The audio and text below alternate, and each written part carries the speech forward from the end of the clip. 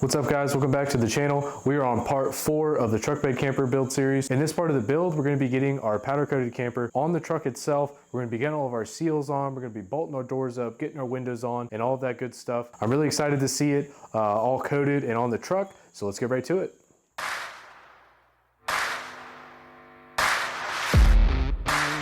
I just picked up the camper this morning from Powder Coat, and I went with kind of a textured flat black finish. It very closely resembles they do on the Alucab canopy campers. Who I got to coat this for me is actually Detective Coatings out of Richmond, Virginia. They're a little over an hour and some change from me, but it was worth the drive. Justin and his team over there did a fantastic job. Really was truly impressed with how he was able to match and kind of figure out the exact color and texture I was looking for. We got, of course, the main parts of our camper here. We got some doors over there, and then the rest of the stuff's in the back of the truck. First things first, we got to get some of this stuff unloaded and start organizing some things. First thing we're going to work on is getting our lid prep to be put on the camper. A couple things we got to do is do some Sika Flex around all of our edges. So we're going to do in all these corners. We're also going to get our seal on. So I end up picking this seal. It's called like an E seal, as you can see by the shape. So that way we have this flap that I'll be able to actually rivet to the lid of the camper itself. Nice and firmly attached. Don't have to worry about it coming off. I think just using some sort of adhesive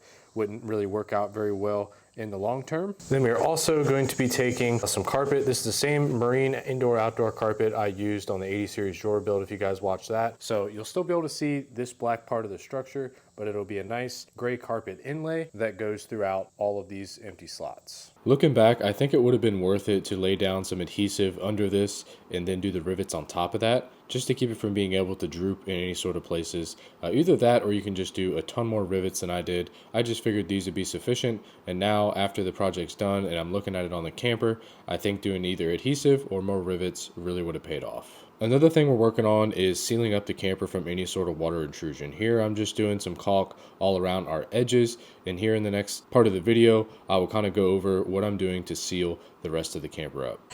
Here I just want to show you guys what I did to actually tape this off and get some nice clean caulk lines. What we're using is the Sika Flex 221. I've used it on the micro camper build to seal it all up, and it works fantastic. Figured I'd carry that over and use it on this build as well. You can see this one is already where I pulled the tape off, and it's just nice and clean. I could have done the inside here, but I chose to do the outside just so you can't even see it when you're inside the camper. And you can see when you pull it, you still get some nice clean edges all the way around. And we've also done a little bit of the inside of the front here. These two edges, we've done these top edges as well as all of these lower edges. Any sort of rain that is coming in here is not going to end up leaking inside of the camper, and it should end up working out real nicely.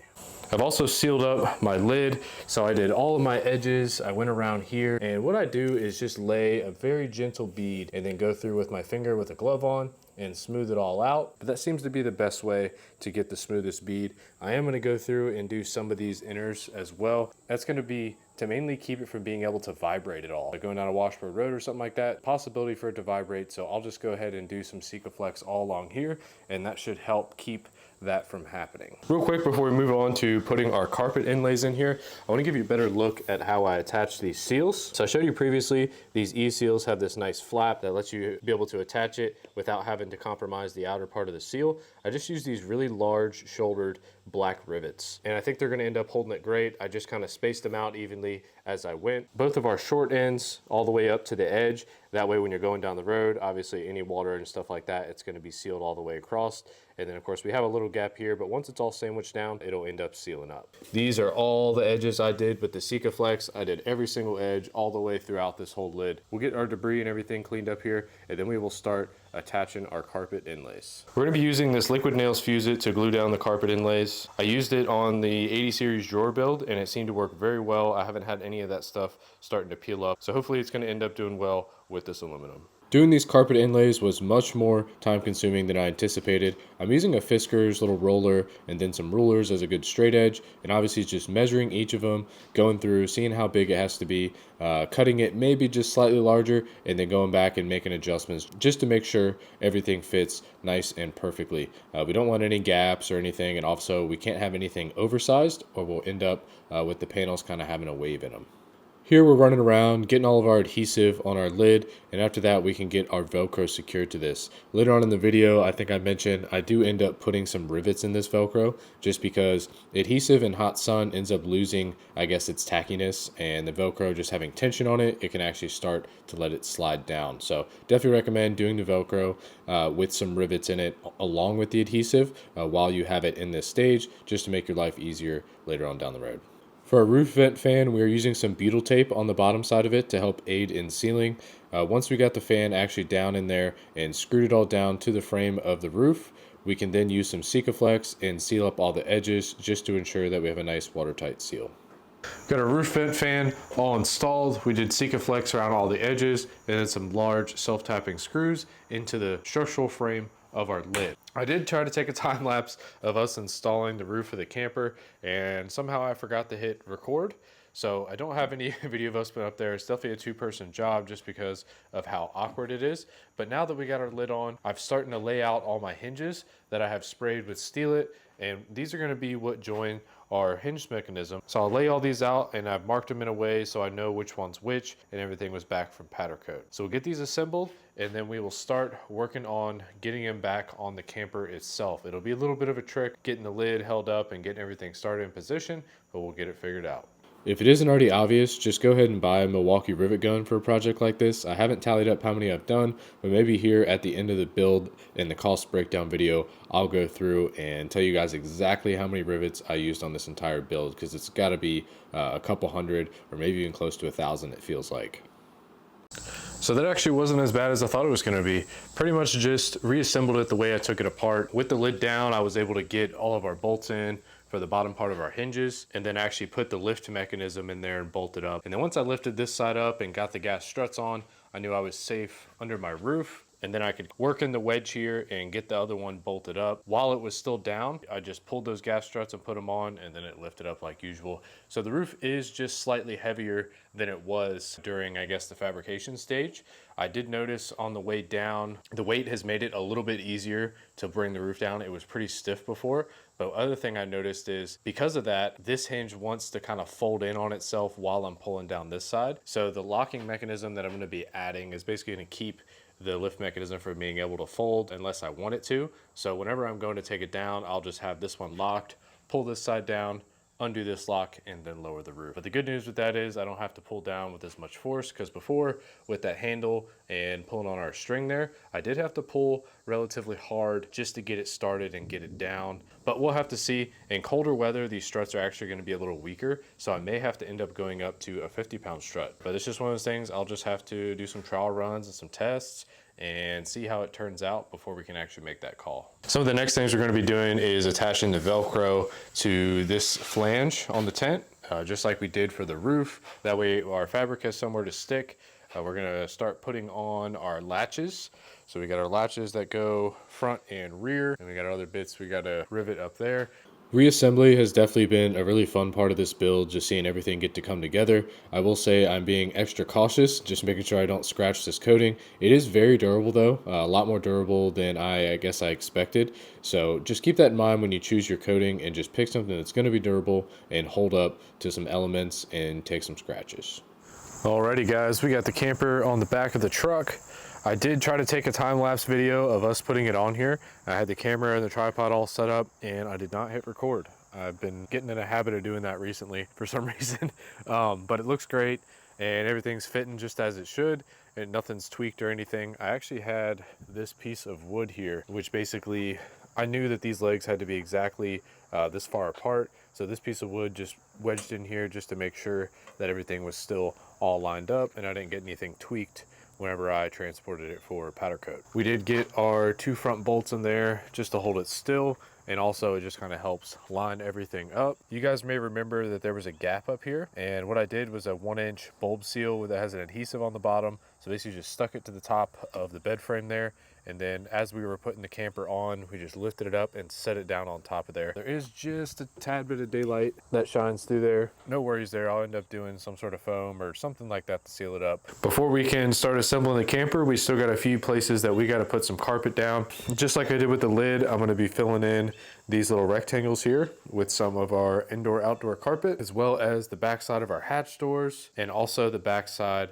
of our rear entry door. The best method I found for spreading the adhesive evenly is actually to use a tile trowel. So I'm kind of laying it all out with the caulk gun and then taking a trowel and going through, spreading it out evenly, and then using the serrated side to kind of cut some grooves in there just to allow it room to expand once we put our carpet on top of it. After that, for these larger pieces, you really got to take the time and press firmly down on it and get some weight on it to make sure it adheres good. If you just stick it down there once with your hand and walk away, you can kind of count on it wanting to peel up on you. So just keep that in mind when you're doing this part. From here, we can get our hinges riveted on, we can get our holes cut out for our latches and our window, we can get our internal frame in there, our window screwed on, and then our seals on our edges.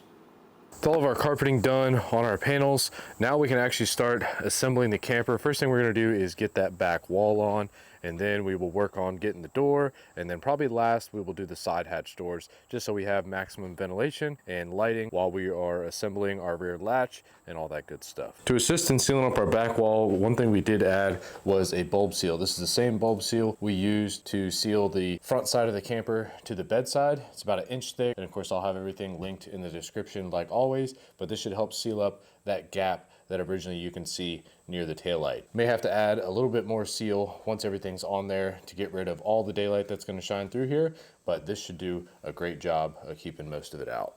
It was definitely a little trickier getting our back wall on with our 1-inch bulb seal just because it was kind of a tight fit, but that's a good thing because that means it'll end up keeping some water out. Our rivets also made sure that everything was in the correct position because I had all of these rivet holes pre-drilled. So if the camper wasn't sitting in the right spot, then none of these holes would have lined up, and I would have known that I had to make some adjustments before I could actually get that back wall to fit correctly. Getting our back door installed was fairly simple. We used all new stainless hardware, and actually, believe it or not, Amazon has a great deal on hardware compared to going to the store. I mean, I probably saved over half of what I would have paid going to a hardware store versus getting it from Amazon. So definitely worth it to source that from them, and it all seems to be of good quality as well. Of course, time will tell. And lastly, we just had to get our side hatch doors mounted up and our gas struts and hardware all installed. Alrighty guys, we got our hatch doors on each side.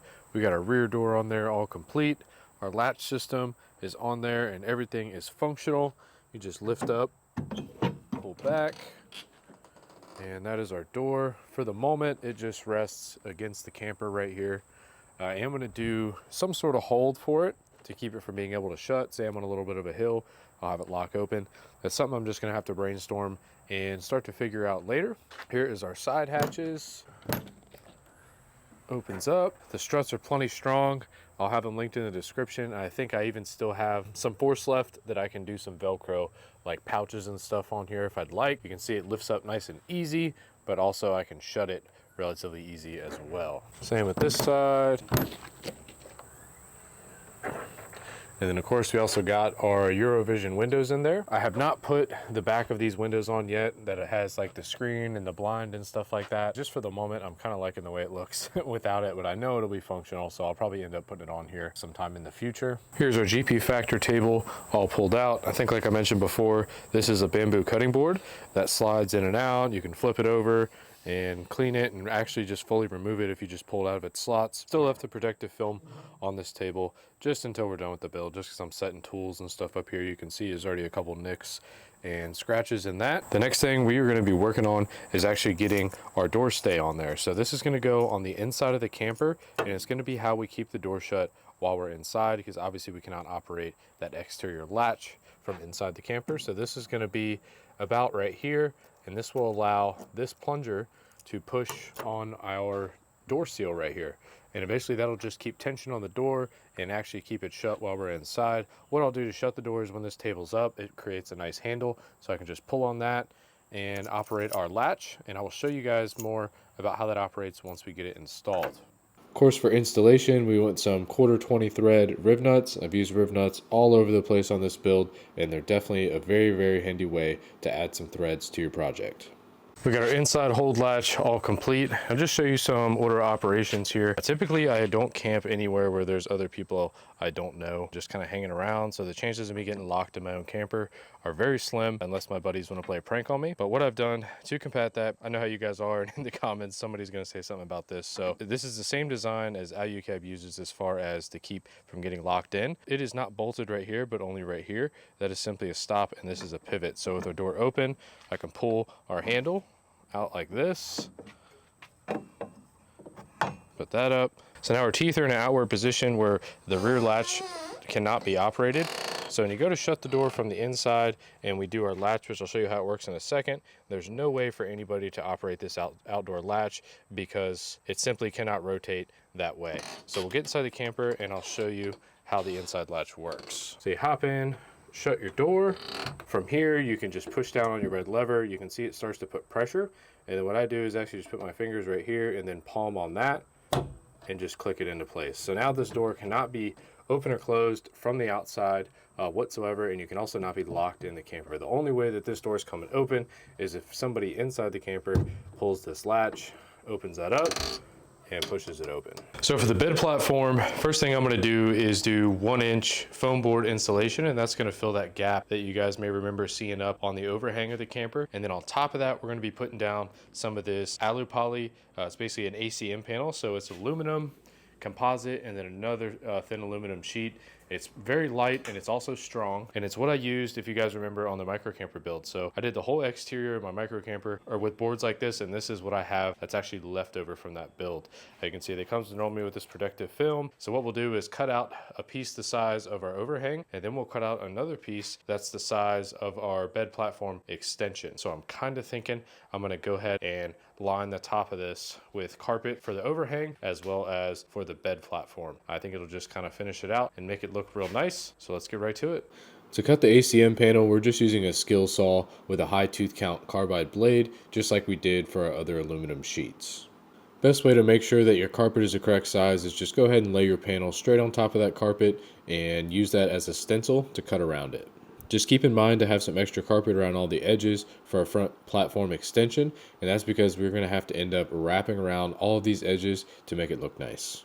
So when it comes to lining this part of the bed platform with carpet, you may have some questions on how to wrap corners and everything, and I had those same questions myself. I didn't quite see how it was going to happen until I got to this stage. So the goal here is to have a layer of carpet on this edge, as well as this edge, without having double layers on this side and without having any gaps or showing any aluminum, and if we want it to look nice. So first thing we're going to do is do a cut basically from the edge of this tube straight out as well as straight out to here. So we end up with kind of a square. You can see I've got it cut down, and that's because we're going to have this folded over in certain ways and we don't want a bunch of excess material. So first thing we're going to do is fold up our corner here. You can see that'll end up covering up our hole. And once we're doing that, we can fold this side in and then this flap down and then this flap on top of that. From here, I can drill a hole and put a rivet in, and that'll be our corner covered. What you see here is actually excess. This will end up being cut off. You can take this, fold this edge in, and then as you can see, we have a nice clean edge here. There's only one layer of carpet, which is important as far as the width goes with our platform. I don't think I have much wiggle room as far as making it too wide. And then on top of that, we can fold this over, rivet it down, and cut all the excess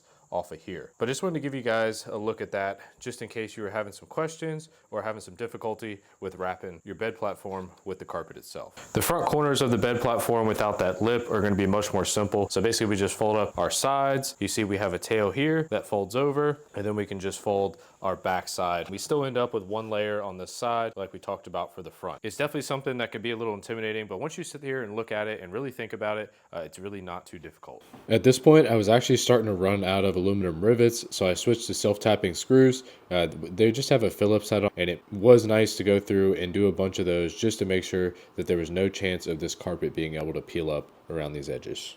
Alrighty, so that is our bed platform all done. You can see this is how all of our edges turned out. You still see there's a little bit of a seam here, but it looks a whole lot better than just having this open and showing aluminum. This being carpeted protects the camper, because if you guys remember, this is going to be sitting in the channel and be able to slide back and forth. And if it was just metal to metal, first off, it'd be loud, and second off, it would end up just scratching up the powder coat. So with it being like this, it's going to fit nice and snug in there. So now we're going to work on the front side. So in our time lapse earlier, I got everything all cut. I did have to notch some of my pieces here to fit around brackets and welds and stuff like that. And on this one, I'm actually going to do adhesive. So I will adhere this to the white panel itself, then we'll get it inside the camper and I'll drill holes and do rivets and all that good stuff, just like I did with this one. First thing I did was go through with a mouse and sand this all down just because it's such a smooth surface. I wanted it to be able to adhere good, so roughing up the surface is really going to help it. After that, I used the same fuse-it that I used for the rest of my carpet, rubbed it down on there real good and made sure it was stuck, used my other panel and stand on top of it and just really make sure that it stuck on there and dried before I let it up so it didn't start peeling on me. Here we were just getting our insulation board all cut out. We just measure what sizes we needed and cut them appropriately. I didn't do any adhesive or anything for these. I just kind of stuck them in there and cut them to where they were nice and snug fit, and they really didn't see a need to add any adhesive, especially if for some reason in the future I decide to remove this and do something else under it. Then it was just a matter of throwing in our carpeted ACM panel and throwing a few rivets in it. Got our bed platform most of the way done. You can see you could just pull this out, push it down, and that will be the whole sleeping area up there. You can see this is how much space we have here. I think it's around 30 inches if I remember plans. So still plenty of room to stand up, and you can get out of bed and get changed and get out of the camper without having to actually take the bed apart. Then you guys might remember in the early stages of the build when I was talking about how the platform can slide all the way to the back of the camper and then be like a table. So then of course here's the bed platform, here's all your standing space, and of course we'll have some benches and stuff like that I'm going to build here. So we still have room to use this as a table if it's nasty outside and you don't want to do anything as far as cooking. You can just cook here, and of course we have our exhaust fan up there to exhaust any of the cooking fumes and all that good stuff. I don't have a piece of trim just yet for this. I thought some aluminum angle I was going to have was going to work, but it's only 1x1 and this ends up being taller than a 1x1, so there'd be a gap. So I'll just have to look online and I'll end up finishing up this trim piece. I'll show you guys in a later video, but for now this is going to work. As far as securing this part of the platform to the camper, right now all I have is a rivet, one in each of, I guess, these slats going across the middle, and then one closer to the end. When I do find my trim piece, I plan to get like a right angle, so I'll end up putting another one here, there, and all the way across, and this will be nice and secure and not have to worry about it. I also want it easy to pull up, so I'm not going to do a ton of rivets just in case for whatever reason water gets in here and I got to pull this stuff up and make sure it's all dried out. It'll be easier to drill less rivets to pull this floor up, but hopefully never have to do that, just like to plan ahead for the future. But now pretty much all we have left to do is the fabric on the camper itself, so I'll get some measurements and we'll get on to that video. As always, thank you guys so much for watching. I'm really excited to be at this part of the build, and I probably say that at the end of every single video, but it's true. I've been working on this since February. It is now August, so it's been about 6 months of working on this after work, just as I have time. I'm really busy otherwise, so that's why it's also taken so long. If there's anything I left out or anything I missed, please just leave a comment down below and I will answer it the best of my ability. I'm hoping you guys are looking forward to doing the fabric. I am. I don't think it's going to be as hard as most people may think it is, and I'm excited to show you guys just how easy it can be. So don't forget to like and subscribe, and we'll see you on the next one.